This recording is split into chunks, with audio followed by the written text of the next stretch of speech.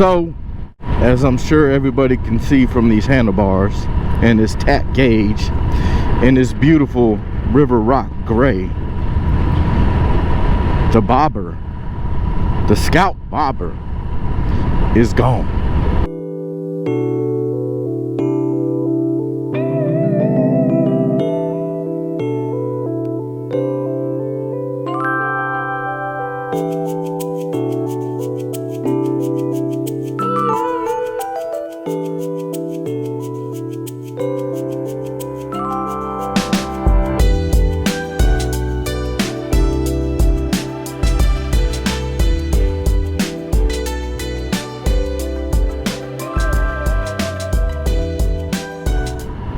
I know, sad day. It's a sad day,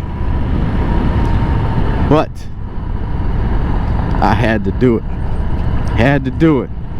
I love that bike, loved it, but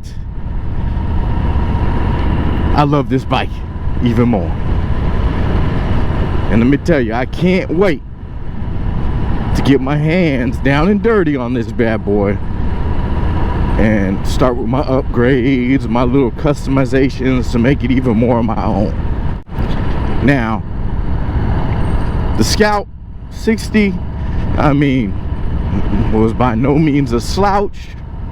It's a great bike, but hell, I just wanted something different. I'm not one of those people who are stuck on brands, you know, and all about the name. Harley this, Indian that, you know. I'm not like that. I don't care who makes it, you know, where it's from, any of that stuff. If I like it, I like it. And I went into the Harley dealership just to get some gear for my wife. We went there and I saw this and I was like, oh my God, what is this bike? And it was the 2020 Street Bob, and this color is River Rock gray. It looks kind of greenish to me here, whatever. But I loved it. Sat on it, felt super good. You know, I got the apes on it, and just super beautiful bike, and it's bigger. And that's one of the things that I didn't like about the Scout 60 was how small it was. I mean, it looks big, but it's not. Especially for a big guy like me. So I think I look a lot better sitting on this bike than me looking like a damn gorilla on a little circus bike on the Scout. Yeah, but this bike feels good. My wife liked it. And then plus, she's always wanted me to get a Harley as well, so we could ride around and be that Harley couple. But I had originally wanted a Iron 883. This is when I first went back looking at motorcycles, or was getting into motorcycles. I had a few different motorcycles in mind. I had the Kawasaki Vulcan S, which I think is a good looking bike, and I never had ridden a motorcycle before, so I was watching YouTube videos and stuff, and it's a cheap bike, and everybody was saying, yeah, it's a good bike to learn on. So I'm like, cool. And then I saw an Indian Scout, and I was like, oh man, that's a beautiful bike. So I had that one in my head, and then I also had seen the Iron 883. So those were like pretty much the contenders. So went to the Harley dealership to go look at the Iron 883, because that's the one I figured that's what I like. I like the way it looks. It looks mean. Just looks like a good bike, like a solid bike. So we went there, and when I got to the Harley dealership, we're looking at some irons, but I saw a 48, and I really liked the way that one looked. It had that bigger fat tire on it. It's sitting lower than the iron, and I just thought it was super pretty looking. But the dealership wanted too much for that thing, and I still wanted to go check out the Vulcan. So we left there. I went and checked out the Vulcan. I just wasn't feeling the vibe from it. And man, if you're buying a motorcycle, yeah, reliability and all that good stuff you want, but at the same time, you want to like your bike. Because I don't know, I mean, I'm sure for some people who use a motorcycle as solely as their transportation vehicle, I mean, they use it for everything, they probably don't care as much about looks as they do functionality.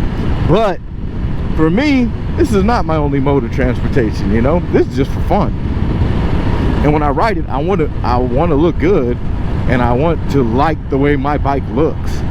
I mean, yeah, I wanted to run and function and all that good stuff too, but it's got to be appealing to me. I got to park this baby and I got to look back at it and be like, damn, you know. And that's when I sat on that Vulcan, I just wasn't feeling it. It wasn't there. But then I saw that Scout 60 and I was like, oh yeah, I like this. You know, sat on it, felt good, it looked good. So that's the one I ended up going with. You know, the price was good too. But still, I always loved the way like the Iron 883s look, and just Harley motorcycles in general. I like their styling of them. So when I saw this one in there, you know, it still kind of had like the same types of styling as the Irons and the 48s, you know, them sporties. It's just bigger. And I like that. So rode this bad boy around. I liked it. Price was good. So I was like, all right, sorry, my baby Scout, my girl, you got to go.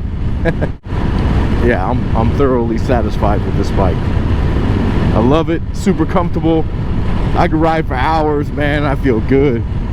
And the stock seat on this one is pretty comfortable. I mean, I'm sure there's some upgraded ones that would be even more comfortable, which I'll eventually do. But right now, just the way this one is by itself is perfect.